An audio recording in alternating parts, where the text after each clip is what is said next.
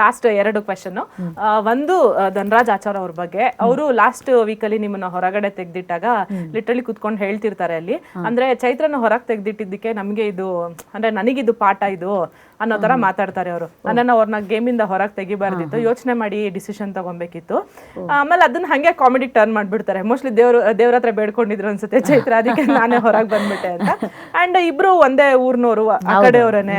ನಿಮ್ಮ ಬಾಂಡಿಂಗ್ ಹೇಗಿತ್ತು ಅಂತ? ತುಂಬಾ ಚೆನ್ನಾಗಿತ್ತು. ಧನರಾಜಣ್ಣ ನಂಗೆ ತುಂಬಾ ಇಷ್ಟವಾಗಿ ಹೋಗ್ತೀನಿ. ನಾನು ಮೊದಲನೇ ವಾರದಿಂದಲೂ ಅದನ್ನ ಹೇಳ್ತಿದ್ದೆ. ವೈಯಕ್ತಿಕವಾಗಿ ನಂಗೆಲ್ಲ ಒಂದ್ ಕಡೆ ನಮ್ಮ ಮನೆಯವರಿದ್ದಾಗೆ ನಂಗೊಂದು ಭಾವನೆ ಕೊಡ್ತಿದ್ದು ಧನರಾಜಣ್ಣ. ಸೊ ನನಗದು ಗೊತ್ತಿಲ್ಲ ಅವ್ರು ಏನು ಡಿಸ್ಕಸ್ ಮಾಡಿದ್ದಾರೆ, ಕರ್ಮ ರಿಟರ್ನ್ಸ್ ಬಗ್ಗೆ ಏನು ಮಾತಾಡಿದ್ರೆ ನಂಗೆ ಗೊತ್ತಿಲ್ಲ. ವೀಕೆಂಡಲ್ಲಿ ಸುದೀಪ್ ಸರ್ ಒಂದು ಸ್ವಲ್ಪ ಹೇಳಿದ್ರು ಬಿಟ್ಟರೆ ಅದ್ರ ಬಗ್ಗೆ ನಾನು ಆ ಎಪಿಸೋಡು ನೋಡಿಲ್ಲ, ಏನು ನನಗದು ಗೊತ್ತಿಲ್ಲ. ಮತ್ತು ನಾನೇನು ದೇವರಿಗೆಲ್ಲ ಏನು ಬೇಡ್ಕೊಂಡಿರಲಿಲ್ಲ.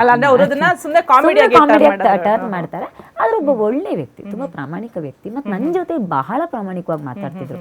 ನನಗೆ ತುಂಬ ನೇರವಾಗಿ ಅವ್ರಿಗೆ ಅನಿಸಿದ್ದನ್ನು ಹೇಳ್ತಿದ್ದೆ ಧನರಾಜಣ್ಣನೇ. ನಾನು ಅದನ್ನು ಅವ್ರಿಗೆ ಯಾವಾಗಲೂ ಹೇಳ್ತಿದ್ದೆ. ನನಗೊಂದು ಮನೆಯವರು ಅನ್ನೋ ಥರದ ಧನರಾಜಣ್ಣ ಇದ್ರೆ ನಮ್ಮ ಮನೆಯವರು ಇದ್ದಾರೆ, ಹಾಗಾಗಿ ಅವ್ರ ಜೊತೆ ಅದೇ ಭಾಷೆಯಲ್ಲಿ ಮಾತಾಡ್ತಿದ್ದೆ, ಅದೇ ಕನೆಕ್ಟಿವಿಟಿಯಲ್ಲಿ ಮಾತಾಡ್ತಿದ್ದೆ. ತುಂಬ ಪ್ರಾಮಾಣಿಕ ವ್ಯಕ್ತಿ.